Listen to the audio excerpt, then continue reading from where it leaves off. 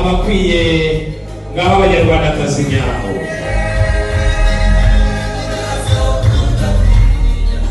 Murakoze cyane.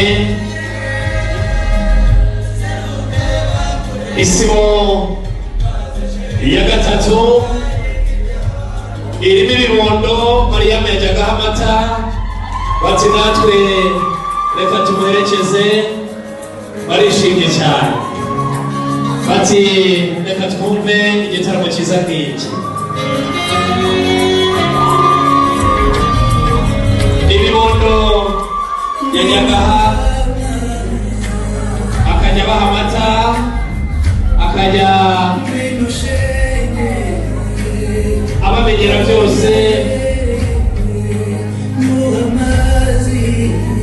nabo bati reka tumuherekeze, ubwiza turamuzanye tureze imibu.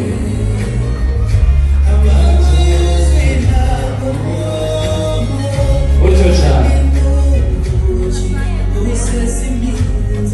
bati aradusize.